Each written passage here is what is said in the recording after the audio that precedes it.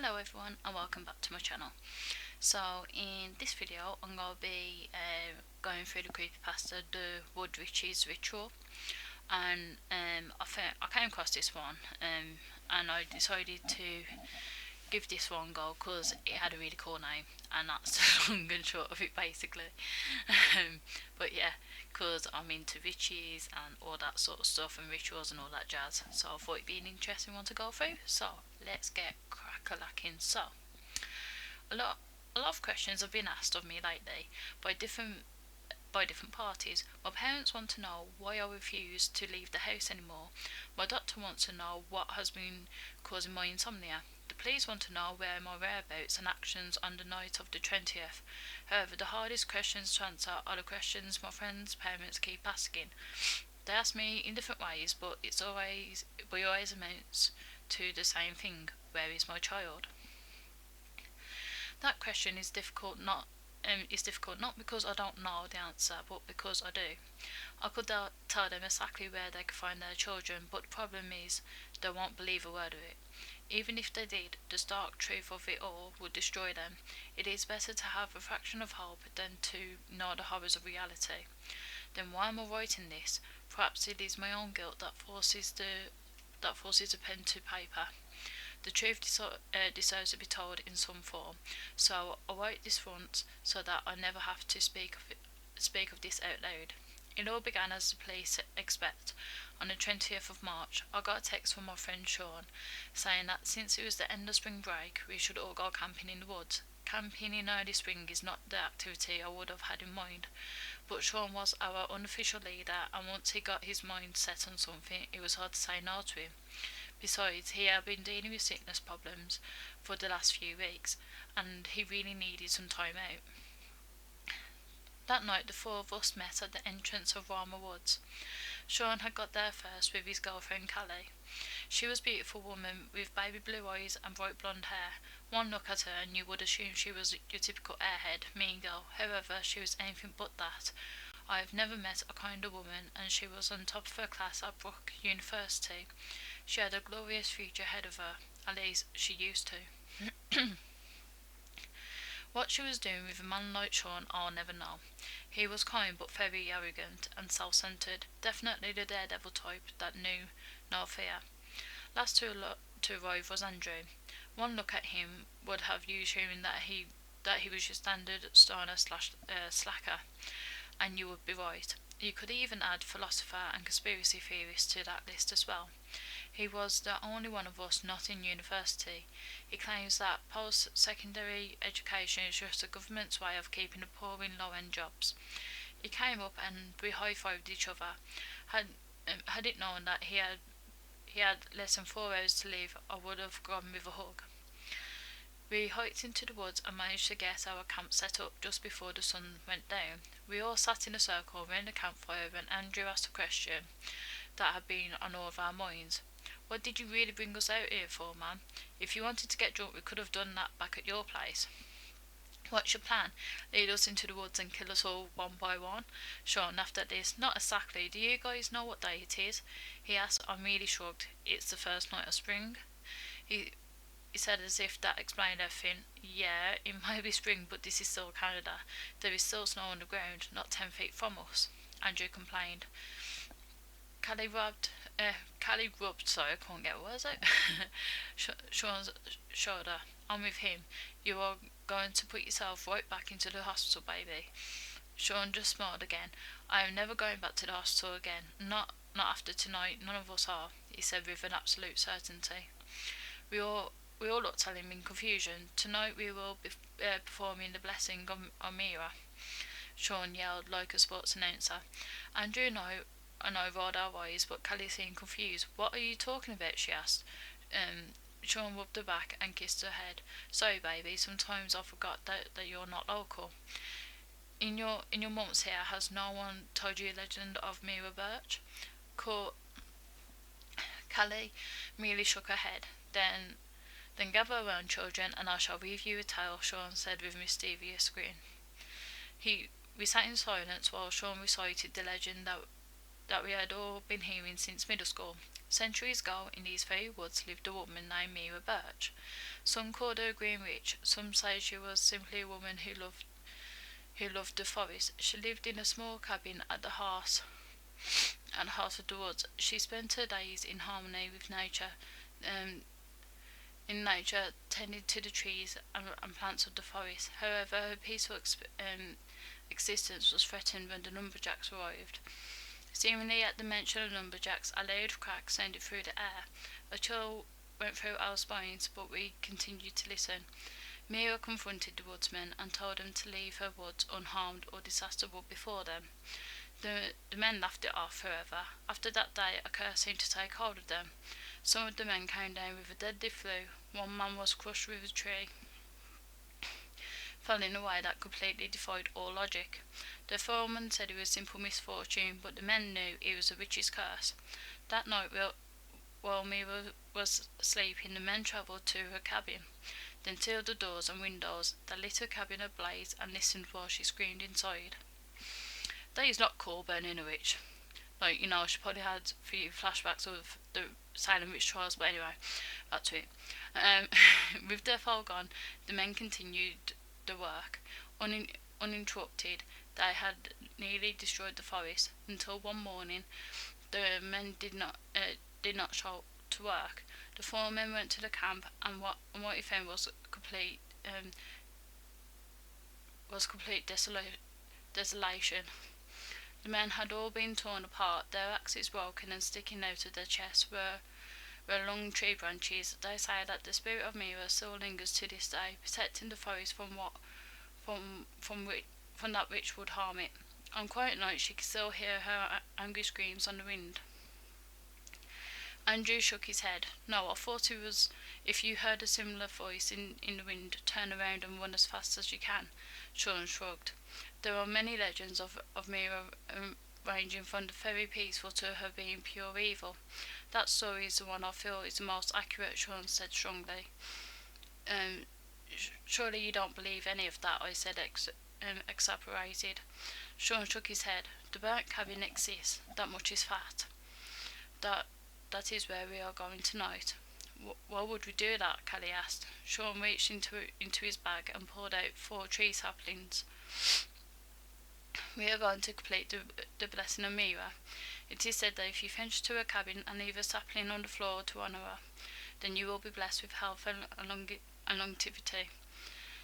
Andrew shook his head again. Do you really believe those old wives' tales? Sean shrugged. Well, I say we do it, regardless. If it works, then great. If not, then we all have a good laugh and get drunk.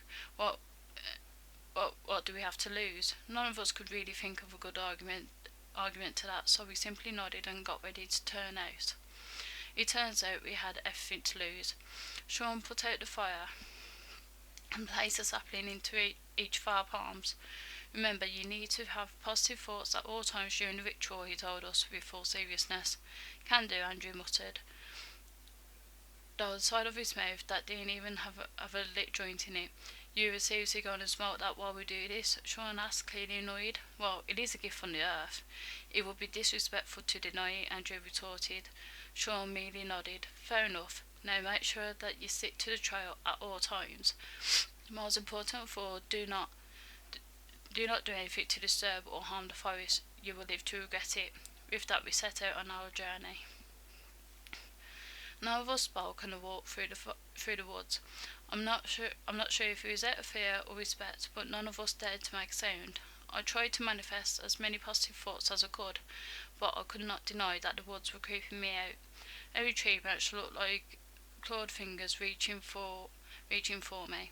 The wind blew the budding leaves in the trees, and the sound was like the rattle of a snake.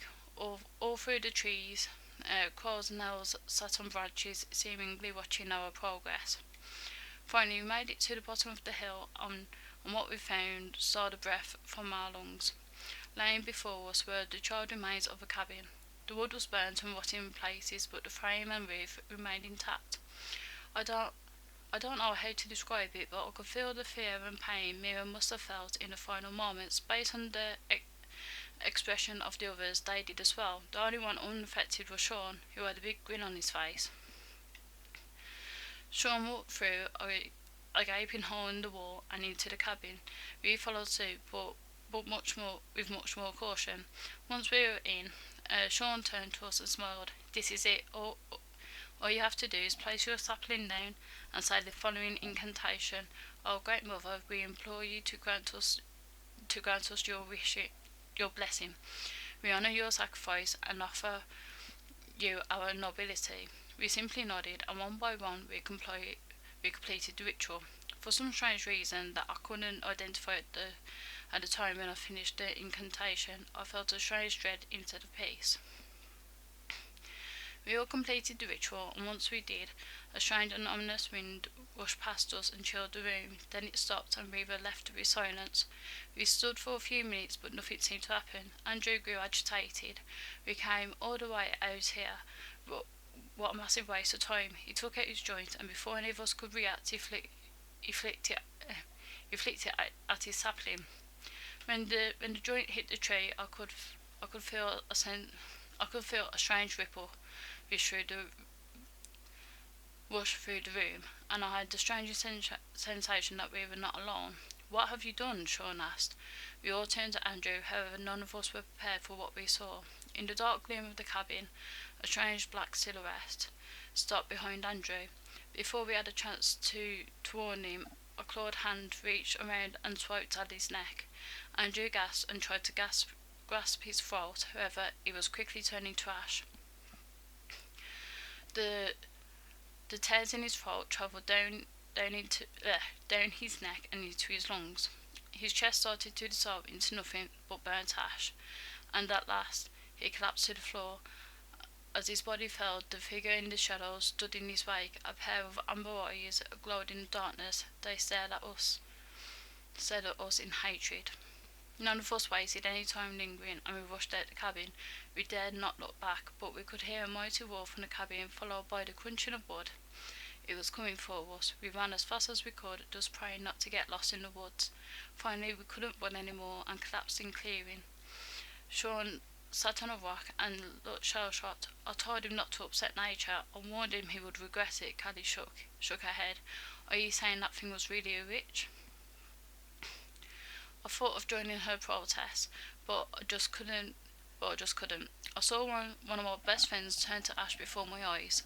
I'm a rational person, but there is a fine line between rational and being in denial. "Yes, I believe that is what that was," I said calmly. Tears flowed from her eyes. "What do we do then?" she asked. "I say we make our way back to our cars and get out of here," I yelled. Sean looked uncertain for a moment, but then nodded his head. "Let's go, and for the love of all that you hold dear, stick together." We walked through the woods quickly, but quietly as we did. Our ears were on high alert. I swear I could hear every gust of wind, every blade of grass that moved. We walked on and on, but something was wrong. The walk to the cabin had been relatively short, and we had walked almost twice that long back. I walked to Sean. We should have hit the camp long ago," I said. Sean didn't turn to face me, but nodded his head. "She doesn't want us to leave," he said with a surprising calm. I was about to protest when the squeak of Kelly's voice sounded behind us. "Guys, I can't move." We turned towards her and saw her frozen in fear. I was confused, so I pulled my flashlight out and shined it on her. I nearly jumped out my skin at the sight. At her feet were dozens of bugs, spiders and snakes, predators and prey, standing side by side, only Focus and Callie. They reared their heads and legs at her aggressively. Sean moved forward and extended his hand to her. "Move forward. If you have no fear, they won't hurt you. I will protect you." She shook her head and said she couldn't. From behind her, those burning amber eyes shone in the dark. We yelled for her to move, but a long tentacle-like vine wrapped around her waist. With one mighty tug, she was dragged into the night. I still hear her ear-splitting screams every time I try to sleep. We knew there was no hope for her, and ran as fast as we could. We found a small cave and hid inside. Sean began to cough uncontrollably. I tried to comfort him, but he pushed me away. He slowly stopped, and I saw a trail of blood coming from his mouth. "I'm so sorry. I didn't want it to be like this. I thought it would be different," he said with tears in his eyes. I was about to ask him what he was talking about when a voice from the distance startled us. Callie's voice. echoed from down the hill. "Sean, where are you? I'm hurt, and I need your help. Please come. Why did you leave me?" Sean began to cry and kept repeating that he was sorry. All is forgiven. Just please help me," she cried out. Sean got up and started running towards the voice. Something felt wrong here. The voice sounded like Callie, but there was something underneath it all, something sinister. I suddenly remembered the legend speaking of a familiar voice in the wind, and I ran out to him. The sounds of Sean crying filled the air. I followed them into a small clearing. Sean was on his knees in front of the trees, where an all too familiar pair of amber eyes shone in the dark. Callie was hanging limply from a tree, both arms pierced with branches. Sean looked up at the dark witch. "Please, I have completed the ritual and I have provided the sacrifices. Now give me what is promised." My jaw hung open and I couldn't believe what I was hearing. My best friend was trying to have me killed. I am not long for this world. My body is falling, but I'm not ready to die. Please, I am begging you, fulfill the blessing. Grant me health and longevity. I beg you, please," he screamed into the darkness. The shadow figure stepping into the light of the moon, and it took all my will to stifle my scream. I don't know entirely what I was expecting, a weathered crown, burnt flesh, perhaps the ghost of a beautiful woman. However, what stepped out was not a ghost, nor was it human. What stepped into the clearing was a monster. Her body was made of wood and rotten bark. She bore long, clawed fingers. Her body was covered in leaves, oozing black sludge, and small buds that looked like boils. Her hair was full of stone fangs. She had truly become one with the forest. She strode forward towards Sean and gently stroked a claw down his face. "Granted," she said, with dozens of voices overlapping. Sean cried harder. "Thank you, my lady, thank you." Mira reached and pulled one of the bulbish boils from her skin. Before he had time to react, she shoved the bulb down his throat. Sean grunted and struggled, but could not stop her. She let him fall to the ground, and he turned to face me. "I am so sorry," he said, crying his final tears. "What happened next will forever be etched on my memory." Sean began to convulse and scream. Slowly his body began to lengthen and twist. His skin grew hard and turned into wood. His legs swelled as they stretched into great roots. They dug into the ground, forcing him to stand upright. His body expanded and his arms turned to mighty branches. His human features ceased to exist, and all that stood before me was a fresh birch tree.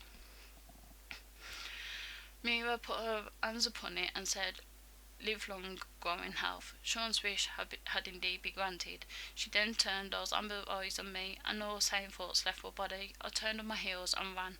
I didn't care about my friends anymore. All I cared about was the monster on my tail, and I could hear that she was gaining ground. I rushed past row after row of trees, and I couldn't help but wonder how many used to be people. I saw something in the distance that made my heart skip a beat. The road was ahead, and I could see our cars parked on the side. I ran with all my might, all the while praying that I didn't trip on a root or ice. I placed my left foot on the cool pavement, and at the same moment I felt a set of razor-sharp claws rip into my right side. I screamed and fell to the ground. I waited for my skin to vanish unmutilate, but nothing happened. I looked up and saw no pursuer in the trees. I was alone. I didn't know what else to do, so I left. The next day, the police came to me saying that they found my friend's cars at the side of the road, and they knew through Facebook that we were getting together. I told them that I had changed my mind and stayed home. They drilled into me for days about their absence and told me I could come clean. However, we both knew they had no real evidence, so they stopped for now. In the days since, I have become a recluse. I don't like to leave the house, and sleep is next to impossible. I tried to convince myself that perhaps the whole thing was some sort of hallucination brought on by stress. However, after last night, I no longer believed that to be possible. I wanted to face my fears, so I thought I would try exposure therapy. I went to the park near my house after dark. I stood in the darkness, and yet I felt nothing but calmness. That was until I heard the bark on the trees begin to rip. I turned towards it, and my blood stopped. Standing there next to the tree was Mira. Her amber eyes burning into me. She pointed a clawed finger at me, and the moon on my side burnt as if it was fresh. She spoke then with the voice of my three fallen friends. We are always watching you. And that is the end of that creepypasta. So that was quite an interesting one. I did really get into that one. It was a good length as well. Wasn't too long, wasn't too short. And it was quite an interesting one featuring the witch.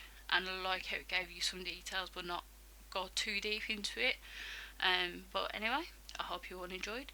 If you enjoyed this video, feel free to like and subscribe. And if you have any suggestions or anything you'd like me to cover in a future video, let me know either in the comments below or on my socials, which are linked in my YouTube bio. And I'll see you all in the next one.